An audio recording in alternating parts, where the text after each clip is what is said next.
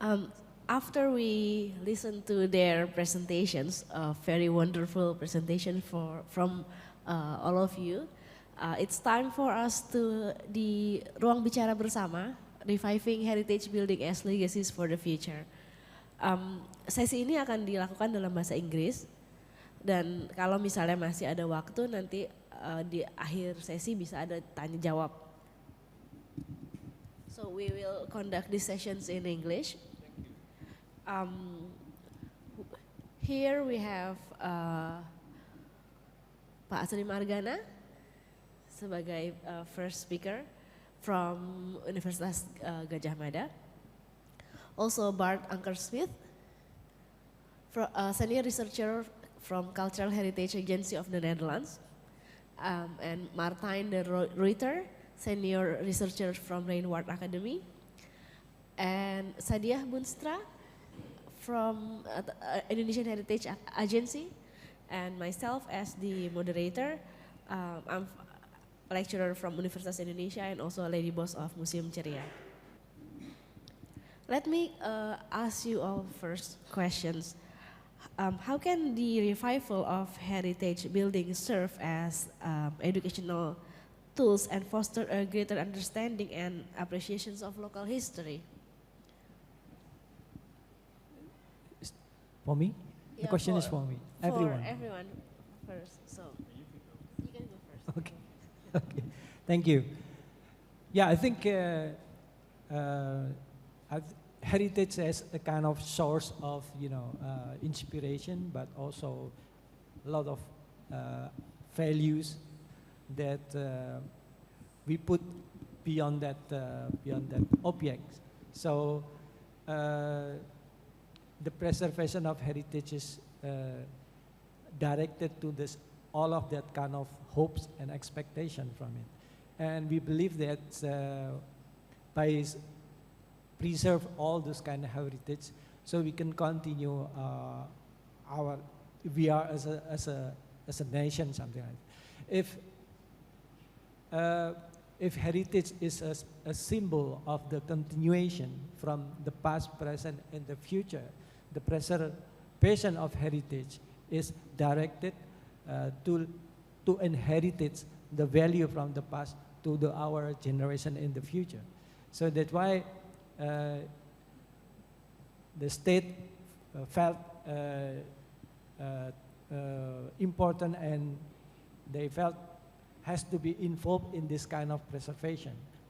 That's why also political heritage become part of the state policy, and because this there's kind of common value, the common value that they want to heritage, that every generation of this nation want to learn from it. So that's why preservation of heritage is something that important to be maintained and should be a part of the sustainable policy. And I think I couldn't have said it better, but if I can add, I think that every rupiah invested in heritage, in a heritage building, is of major importance to the overall enjoyment and appreciation of culture generally by the broader audience. People really like it, and what we see happening, for example, in the Netherlands, that if we invest in monuments, it has a huge impact on the local community, in the sense that people really like to live near beautiful buildings. They like being near beautiful buildings. So it is an economic power as well. And I think the economic power basically is a reflection of the overall appreciation of people towards their heritage. I think people from Indonesia have to find out themselves how they want to deal with the objects from Indonesia, with their heritage. So I think people from Indonesia have to decide themselves what they wanted to do with it. And if they want advice, then we can give an advice or we can give our thought, but they have to make their own decision. Yeah, that would be wonderful. Yeah, I can maybe add also in relation to Margono's presentation earlier. I think here in Indonesia, I think as we saw, you know, heritage is really, it's always changing, it's always in development, it always has different meanings for different people in different situations, in different contexts, in different periods of time. And I think what makes it interesting that, you know, now we live in the present, so it's really up to us what we find important enough to preserve for the future, and how we want to use the heritage buildings, how we want to use museum collections. And it's really for us to sort of like also revisit history. What histories do we want to understand and to uncover? Maybe stories that we didn't know yet, because we didn't look at the collections that well yet. So for me, it's very exciting to sort of like that we're at this crossroads to having the basically the choice of how we want to do with this heritage. And for me, that's a very exciting moment. Okay, because we talk about heritage buildings, so probably I will ask Bart and Martijn that how does the revival of heritage buildings can contribute to the preservations and promotions of a cultural identity in local community, particularly maybe the colonial buildings? I give the same answer. I think people from Indonesia have to decide what they want to do with the buildings and how they should look and how they could be used by people from Indonesia, because it's their heritage. And we are only can give mild advice, but not more. Maybe people in Indonesia should do it with themselves, and everybody will make a mistake one day. So there's no mistake.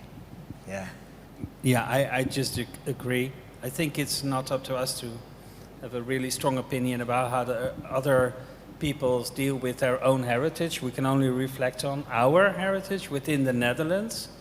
And what we can say is that, as I said earlier, it's a tool to become proud of your culture, to enjoy your history, and to be happy at the moment when you are in the presence of heritage, because you learn something, you get inspired, and I think we really like that. But I think every country, every person will have to make up their own mind how to shape that and how to utilize this. Okay. Then probably I will also ask Sadia and Pak Margana that after sharing with us about your work in Banyuwangi and also the stories of Ganesha and the repatriations, what are the challenges you find in the management of probably the museums, and also the promoting of local wisdom to be applicable in this society, and how can this challenge can you overcome? Yeah, the challenge is on the current society, because there's a lot of change happen there. For instance, in my field of research in Banyuwangi, they used to be a Hindu society, and then now they are become Islamic society. So the accusation to us when we are doing research on awakening the Hindu religion in that area is something that really challenging, and it's not easy to to give them understand about it, since they bring a religious sentiment there at the same time. So actually we face quite tough reaction from opposition from the society in that time. So that's why, as I said in my epilogue, that it is important to give them awareness about the importance of heritage, and it's not merely about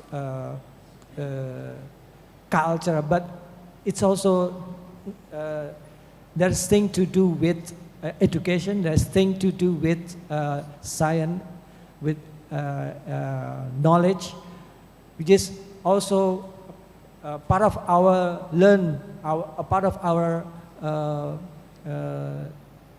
process of studying the past. So this is why I'm also involving local people who have more awareness about that, especially the local activists who have a concern about the heritage preservation there. So I let them to give them understanding among them. So there's no kind of suspicion anymore. So there's no accusation anymore from them to us. So we want to involve them together in one particular object and working together, learning together there, so they understand what exactly our goal there when we are doing field research there. So, in my opinion, this is not only happen in Banyuwangi, but you could also find the same similar problem in other places. For instance, in Trawulan, there's a lot of interest among the society to the heritage. Every group, they want to take advantage from that heritage, but at the same time they also have other interests, or social interests, economic interests, and other interests. So this is not easy to conduct this kind of excavation or research or preservation heritage in that. Before we also perhaps is it good to come there to give them understanding before we doing something in the field. Yeah, I think I would like to add to that I think Margono's case very clearly illustrates like these negotiations and different stakes in heritage. And this is really, like Margono said, not even only the case in Indonesia, but across the world. Heritage always has a different meaning for everyone, everywhere, like I was saying earlier. But I think why it is important to why I'm also working in this field already since a very long time. I think what's important here is that even though, for example, people think like, okay, this is Hindu-Buddhist culture, and nowadays we are Islam, so it doesn't really match with our values and the way that we view society and culture today. If we sort of like take a step back and we think about ourselves as just a very small sort of like grain on the beach, then maybe we can see there is much more history and much more sort of like also cultural memory that is present here in Indonesia. And in order for us to be able to understand where we sort of like want to move forward, we also need a bit of understanding like where we come from. It's like basically if you lose your parents or your grandparents or your great-grandparents, you kind of lose something. You lose a little bit of memory. You lose a connection with the past and where you come from. And that's the same with heritage. If we sort of like lose heritage, things that have been in the soil as Margono is excavating, or things in the museum, they are a connection with the past. They are a connection with the ancestors, with the life how it was before. And if we want to destroy that or whatever, then we don't have that anymore. But if we want to keep it and we want to have that connection and understand where we come from, then it's important to preserve heritage. And of course, there are daily things like everyone needs to eat, everyone needs to work, there are children to raise, etc. So sometimes it's not really a priority. But it doesn't mean that it's not important. But we have to sort of like hold on to this idea, like this is a connection for us with our ancestors, with the past. So it's part of us. It's not just part of them or someone else. No, it's part of all of us. So it means that can we include the community into the work of excavations or conservations? Yeah, in certain level, we could involve them. That's what I've done also in Banyuwangi. That I show you, it was the first pre-excavation. So when we are doing, when we did the excavation afterwards, they have more understanding about it. And we're also involving media.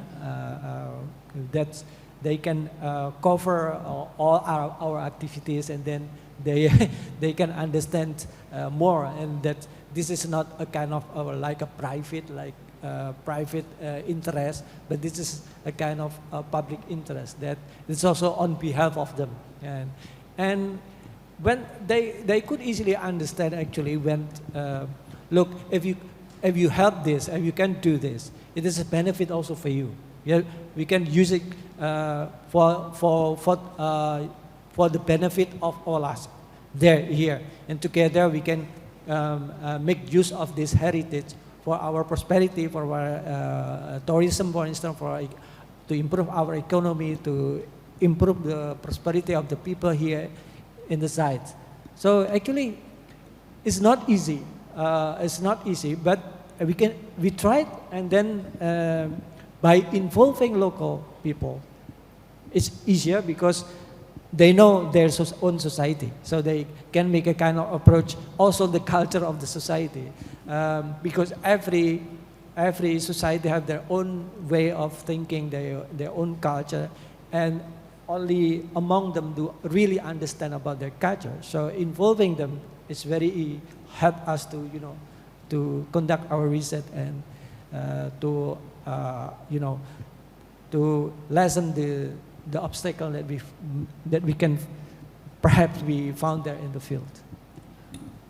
Yeah, and I think in my case, so I work with the museums under the Indonesian Heritage Agency and different heritage sites. I think it's really crucial to involve communities because because we are preserving the museum collections, etc. It's not just for the museum; it's for the people. So we have to involve communities, and that's also how we can generate new meanings for objects that have been in a storage space for such a long time. But now, we get a chance to sort of like look at them again and say like, hey, what is this? What are we looking at? Why is this important to us? And that we have these conversations together, because Margono's case shows to everyone it means something else, and we need to sort of like also give space for that in the museum. There's not just one meaning, but there are multiple meanings, and all of them are valuable too. Yeah, so there are also multiple truths. So every generation, every person will have their own truth, and they have to communicate about this and to share this. That's why you have the objects, because they have this meaning. Yeah. And globally, if I may add, what you see happening, for example, in North America, where museums that preserve First Nations people's collections, they are opening up to these people and allow access into their storage facilities in order for the native people to, let's say, keep on their traditions in the use of these objects. So sometimes special rooms are created where tribes are brought together with their own collections, and they can do their ceremonies, for example, which also adds a lot of value to the collections within the museum itself. But yeah, we do the same thing in the National Museum of Ethnology. We did in Leiden or in Amsterdam.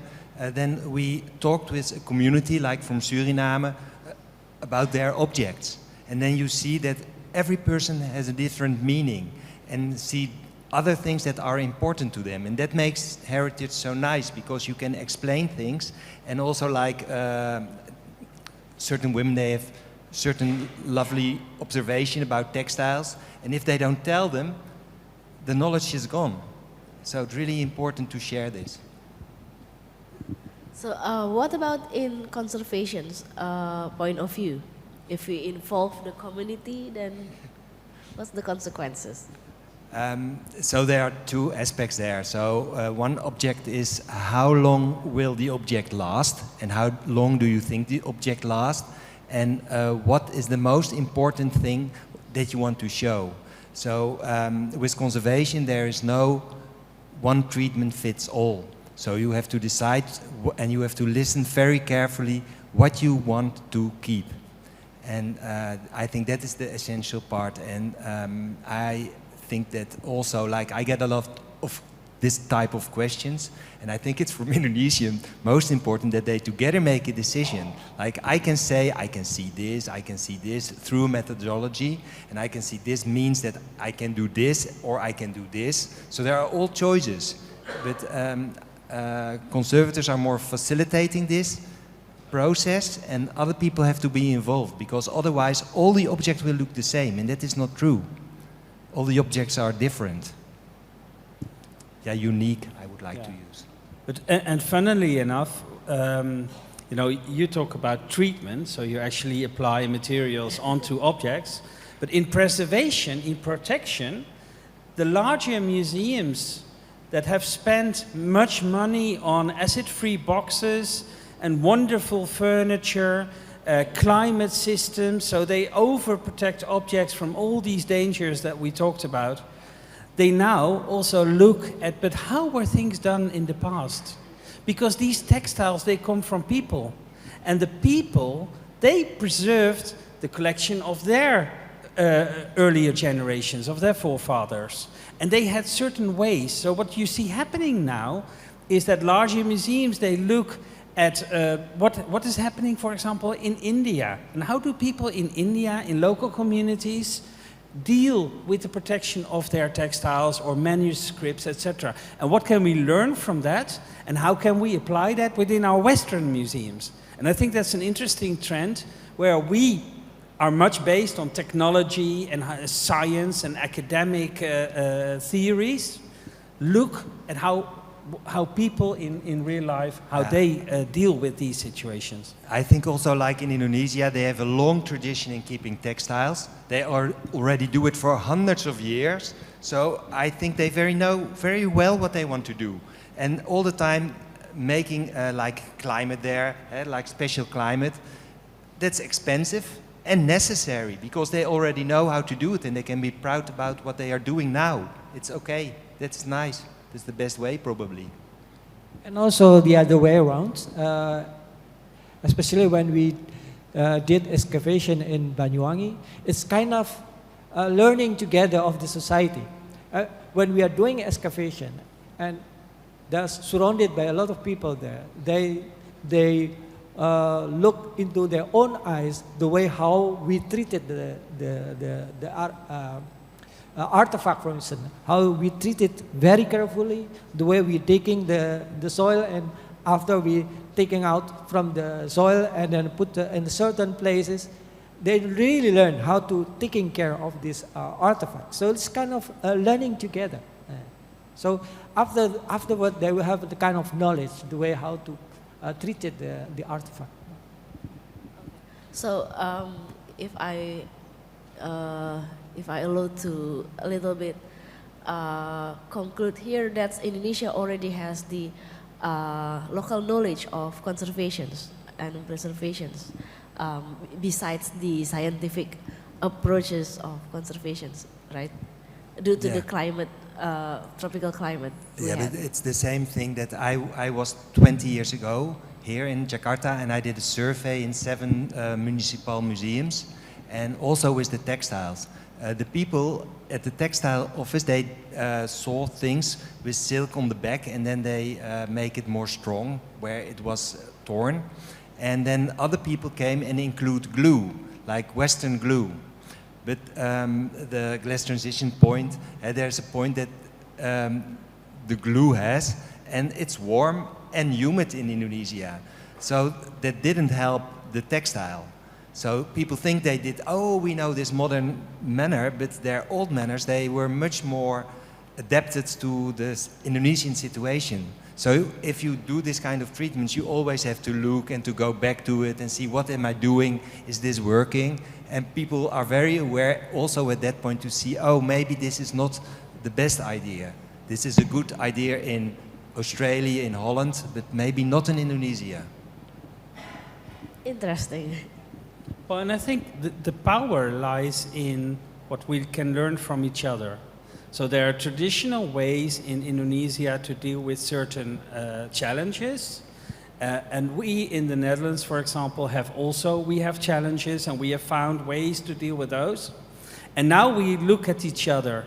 And I think if I look from the Netherlands to Indonesia, we learn a lot from how you deal with your challenges, and we hope that you learn from the way that we deal with our challenges. Now, the big answer is that we should not copy each other. So you should not do what we do, and we shouldn't do what you do. So the balance is to find the optimum between the two. So we need each other. And I think that's the power of working together, and that's also what I so much enjoy about working together within, let's say, the National Museum. Yeah, I think for me it's also very much about context, and I think Martijn was also touching on that. Like, for example, if we take the example of wayang kulit, so you gave that example just the other day, right? Like, in Europe there are very strict regulations and how to preserve leather puppets or puppets made of parchment. But here, there are also ways that have been done for centuries. Like in the Kraton in Jogja, there are sets that are hundreds of years old. So there is a way to keep these puppets in a good shape. There is a way to keep kris for centuries long in the family. So there are ways to preserve, but like somehow Europe has created this practice, a museum practice that have become dominant all over the world, and we sort of like have to unlearn that a little bit. Like, we have to find our way in preservation and conservation and find a way that works for objects that are from this soil, from this climate, from this air, to find ways that make sense and not just blindly follow European standards. Yeah. It's maybe just like the food people cook here and they eat their own Indonesian, it's very nice. Maybe nicer than the Dutch food, I think so. So maybe they should have the same thing with caring for their heritage. Yeah. Okay, maybe one last question for all of you. Like, how can we measure the success of a revival of, like, maybe heritage buildings or museums in terms of the impact on community? This is a very big question. It's a really, really, well, difficult question. I think museums generally measure their success by number of visitors, because that is what we can calculate. But maybe if you have many, many visitors that not really enjoy or really are having access to the values of the collection or the stories of the collection, you could wonder how well you do. So would then be the unit the enjoyment? But what is the unit of enjoyment? So I think it's really difficult. I gave the example of economic value, that if you invest in your museum or in your monuments, you see the prices of the houses around the museum also increase. You see that more people come to your country. So is tourism a factor? And I think there have been many, many studies to find a way to somehow measure the effect of cultural investments in the overall impact. And I think it's a very tricky question. I hope more people will just enjoy heritage. Yeah, maybe in my opinion, the success of the preservation is not only to how to keep the object of the historical object survive and secure in the museum, but for me, the success has to be measured from the following up, or how much this object gives the inspiration to the people, and they producing something new from it. For instance, you coming to the museum, looking at the object, the story of the travel of Ganesha from Singosari in Malang to the Netherlands and then back to Indonesia, is a kind of a huge story. And then from that, become a film, become a movie, become a novel, or anything. This is part of the success of this. So that the travel of the object is give inspiration for the people to produce something new. Also, perhaps in the other case of, you know, after we are looking at the object who has been repatriated from the Netherlands to National Museum, and people coming there and back from that, watching that exhibition, they improve their knowledge, and then writing a book, writing a essay, or anything, or perhaps it's perhaps nice to make to create a kind of souvenir or thing like that that can inspire people, and with that souvenir we can also inspire people to produce something. So that should be beyond that object itself as a historical artifact, but they have to produce something. That is perhaps measure that we need also to take into account. Thank you. Can I say something? So I think for me, it's actually very much, I agree with Bart, this is a huge question. I think it's very much case by case, very case specific. But in general, I think it's also about purpose. A building, a heritage building without purpose is dead. But you know, we also see that, for example, the heritage buildings here in Menteng, once they have a new purpose, when they become a restaurant or they get a new meaning, that people actually like to go there. And the same, I think, it's with museums. We have to create purpose. If we just put an object in an exhibition with no explanation and no story, yeah, who cares? I wouldn't care either. So I think it's about creating these purposes. How do we tell the stories that are interesting, that are important, but also not just telling them, but also how do we tell them? Is it enough to just write a text? People will get bored reading text. Everyone is on their phone these days. So we also have to find the right way to tell these stories. But for me, it's all about like creating these purposes, creating this meaning, and then people will come and enjoy and they will see the value. Yeah, that's the same thing. Yeah, it's like use it or lose it. If you don't use it, you will lose it, and find a way how it will work. So, and you can make mistakes. Everybody make mistakes, because if you don't make mistakes, you're dead. So please make mistakes and feel free to make mistakes. There's not one recipe. Okay, thank you. But I think we still have about 7 minutes. Probably we can have questions from the audience. One questions perhaps. Please raise your hands and then the crew will give you the microphone. Is there any questions? Thank you for this opportunity.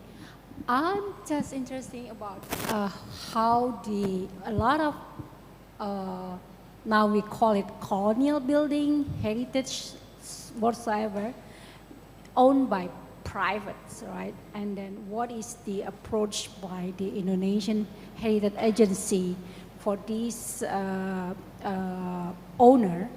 I don't know, I think some buildings are under that you have certain regulation that you cannot change, those you have to have an approval or something like that. But I know that it is big, like churches or something like that. But I don't know about the small houses or building like that. How do you approach this, the owner, about whatever they want to change the buildings like that? And then also about the museums,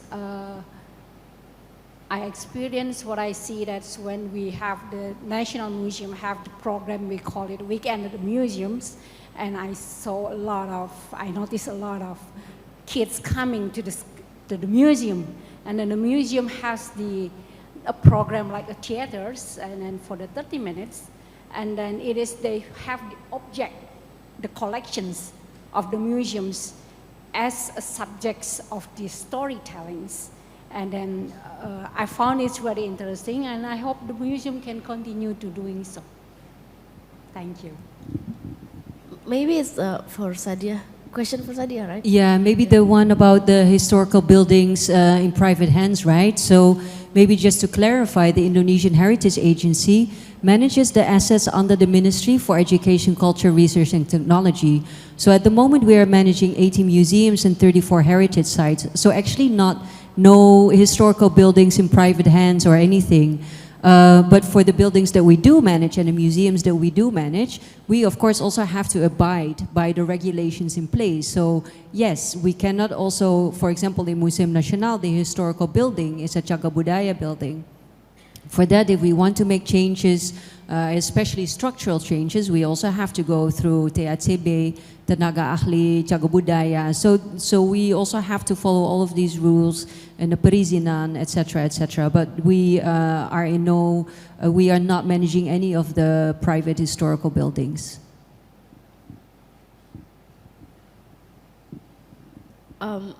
Maybe one more question. Okay, thank you very much for this very interesting presentation today by all of you. Actually, my question would be probably to either of you who can answer this question. I think I noticed that for me, heritage is not just heritage because it's also history, because it's a huge part of our history. And I noticed that, of course, with the short attention span, and a lot of the younger generation, sorry to say this, but do not pay attention to the history and the heritage that we have.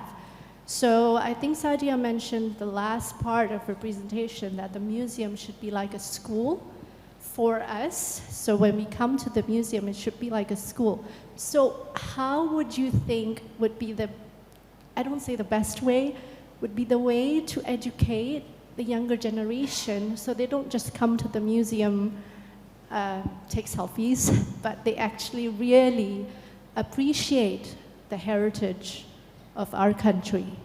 Thank you. Yeah. Thank you so much for your question. I think that's another really big question. I also think I just want to start with this. I think heritage as a concept itself is a reaction to this fear of loss. Like every generation thinks like, oh, the younger generations are not interested in heritage, they don't care about history, etc., etc. I think that's the whole reason why heritage exists in the first place, because we don't want to let go of the past. And there's still people who do care. Like 20 years ago, I was also young, and then, you know, nobody cared except me. And now 20 years later, you know, we say the same about the younger generation. So I think that's a perpetual thing that is also like the battle that was sort of like people working in the cultural field and the museum field. That's a continuous battle. It will never end, I fear. But what we can do, I think, to grasp the interest of these young people, I think that is the challenge. So there is no straightforward answer, I think, to that. And that's something also that we will have to learn. What works to get people into the museum and what doesn't work? They take selfies. Maybe we just have to take that as a given. Maybe it's a way to pull them in. And we create maybe an environment where they can take selfies, but maybe we can also create another part in the exhibition where they learn a little bit. So every time they take a selfie, they also learn something. And then maybe they will come back. And then maybe when they grow up, they come back with their children. So it's something, you know, that goes like maybe not that fast, but we also have to recognize what could be points of connections, and what could be a point for connection for me may be different than that of, you know, a 15-year-old. But we have to take that seriously. And if people will take selfies, why not? But we have to also try to have them learn something in the museum, I think, something about the history and the heritage. Yeah. I would also like to add, I think that it's in the museum, it also has to be fun. I mean, I have also children, and it's better if we go to do something nice than something learning. So I hope that the learning comes through the fun. So we have to consider that kind of things also, I think. Yeah. I think to measure the interest of the public or young generation, if they have a question. So we have to attract them to raise a question about the object. Because if there's no question, it means don't care. So if you have a question, it means you care something. So what we have to do is make them a question. We have to attract them to have a question, to raise a question about the object. So we can start answering from their questions. Okay, thank you very much for the questions, and also thank you very much for wonderful presentations and fruitful discussions. I'm afraid that we ran out of time.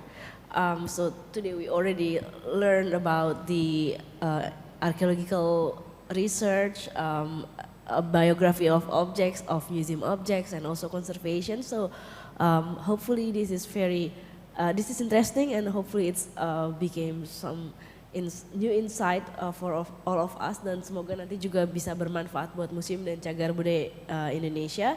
Terima kasih untuk semua narasumber sudah berbagi hari ini. Silahkan mungkin applause sekali lagi.